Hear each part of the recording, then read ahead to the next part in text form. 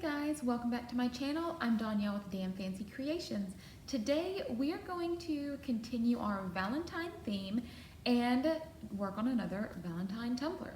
This week I am working with a mug. It's one of my favorite styles to use. It's the curved mug with the handle that you can get from the Stainless Depot, also known as hog tumblers.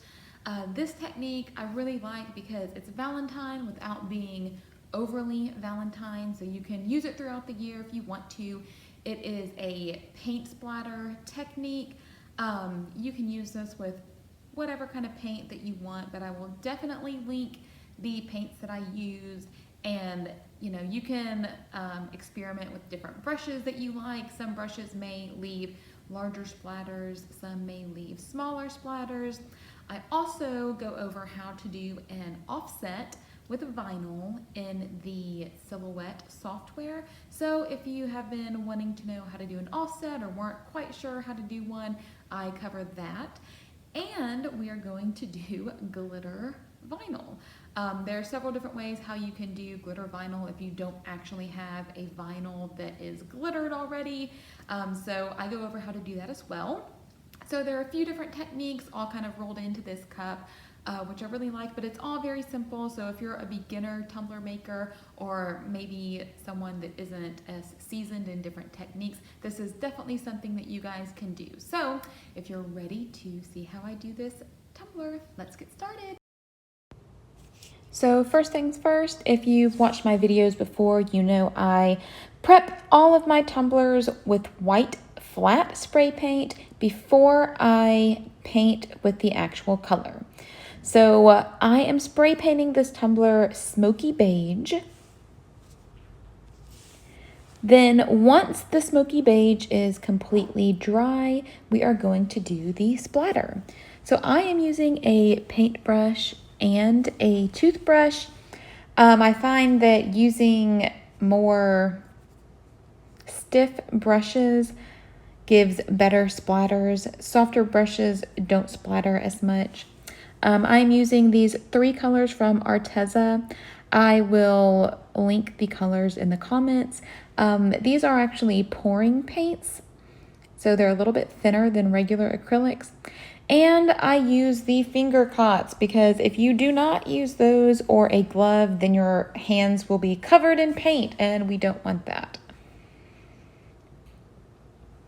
So I am really just getting a little bit of paint on my toothbrush, and you're basically just going to flick it around the cup. The light pink is really hard to see in the video because it is really light, but I am just barely dipping it in a little bit of paint that I poured out onto some aluminum foil, and I am just flicking it all over the cup. And I will just turn it all the way around until I get a little bit of this paint on the cup.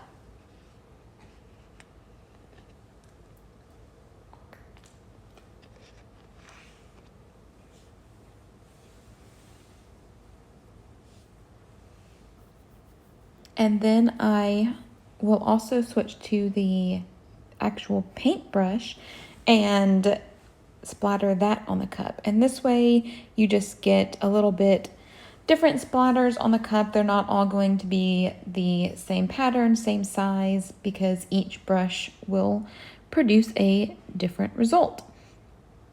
And if I find a splatter that may be too big, I'll take a little bit of a paper towel and wipe it off really quick before it dries, and you will never know that it was there.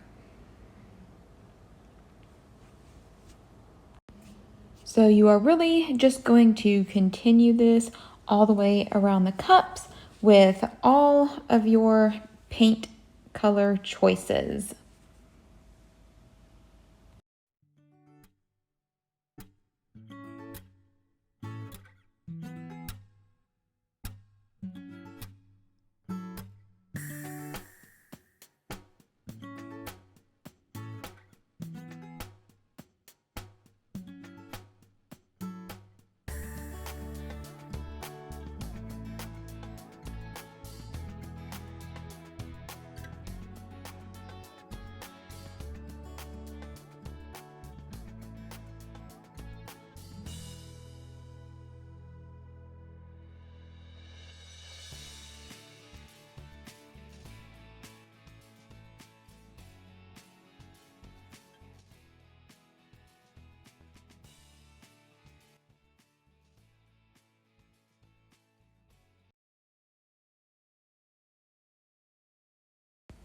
So after I have splattered all of my paint on there, I will kind of go around the cup and see if I need to add little dots in spaces that may be a little bit bare. So I will just take the end of my paintbrush and dip it in a little bit of paint and just kind of dot different areas. Maybe one area didn't get enough pink, maybe some got a little bit more red than I wanted. So I will just kind of take a step back and look at it and touch up any little areas that I may need to.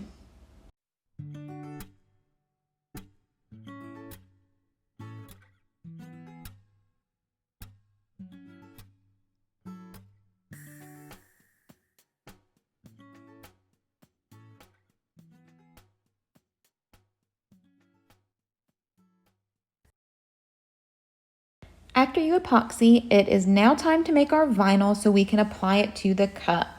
So this is a little phrase I'm going to put on there, just a little XOXO. So I will show you guys how I do that. So you are going to type out your phrase or word. This case, it's XOXO. I like to change my font color to the color of the vinyl that I'll be using and select the font. I am using Midline. And Midline is a little bit thinner than I like, so I do like to thicken it up a little bit and do a very, very thin offset. Select Offset and change it to very thin. I like to use 0.010 and apply it. And then I weld it together so that these pieces aren't going to be cut out separately. So I will show you guys how I do this again when we make our actual offset. So select your font, hit offset. I like to change my offset to a contrasting color so I can really see how thick it is. And then just make your offset as large or small as you want and hit apply. So that way you have your text that will be cut out and then the thicker offset that will be cut out.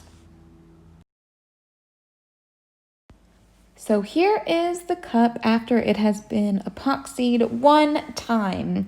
I really like how it turned out. It's really cute. The paint is metallic, so I really like that aspect of it.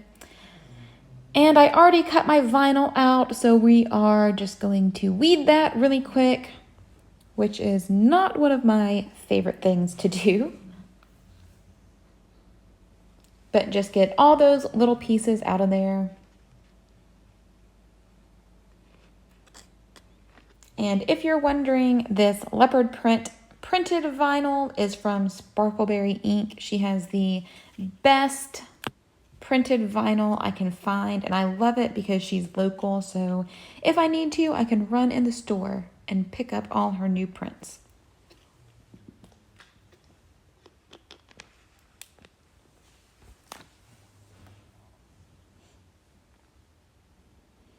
And once we have it weeded, we are going to use transfer tape and put this vinyl on our cup.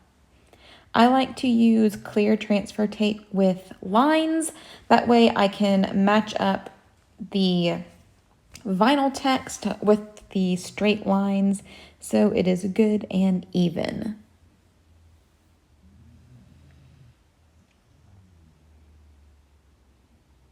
And I left my little spatula downstairs, so I just had to press it down as well as I could with my fingers, but luckily it wasn't too hard to get up.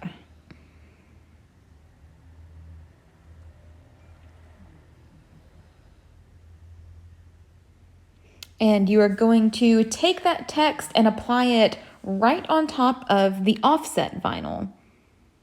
And I just match it up as best I can. Again, that's why I love the transfer tape that has lines. It makes it really, really easy.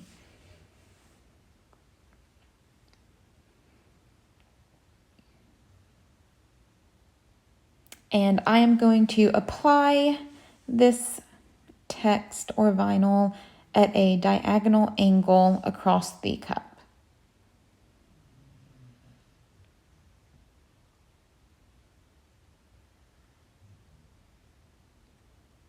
And I like to start in the middle and push down one side of the vinyl really well. Start to peel that up and press down the other side. This helps the vinyl lay flat and not get curved or funny if you try to press down the entire word at one time. And after I have my vinyl on my cup, that is when I apply the glitter with these little precision needlepoint bottles. So I will show you guys how I do this next, and that is the last step before we epoxy again. So I filled my bottle with Mod Podge, and I like to make sure everything is good and pressed down before I start this. And I am basically just going to trace the red vinyl with Mod Podge.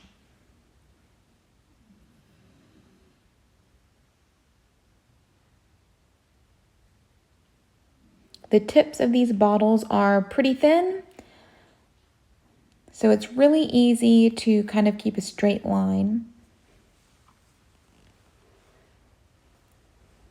And then I will just pour some glitter over this Mod Podge. And I like to do it in sections because the little Mod Podge lines are very, very thin, so it does dry fairly quick.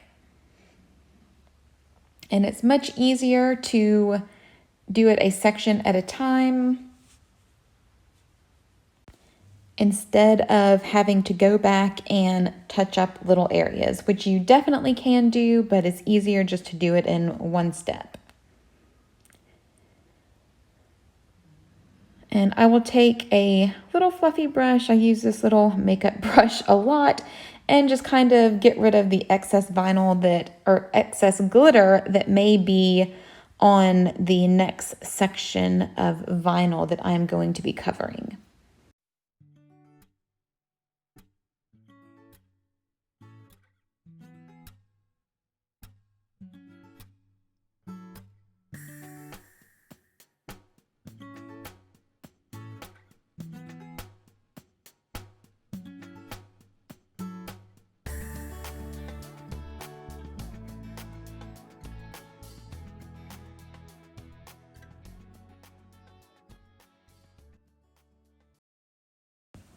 I will brush off as much loose glitter as I can right now, but once it is completely dry, I will brush off as much glitter as I can, and I will spray seal it to keep the glitter from moving when I epoxy. I did end up outlining the XOXO with a gold paint pen. I just thought that it broke up the colors a little bit, and then you epoxy twice and it is finished. I really hope you guys enjoyed this video, and I cannot wait to see how your tumblers turn out if you decide to try this technique. Be sure to subscribe. Thanks, guys.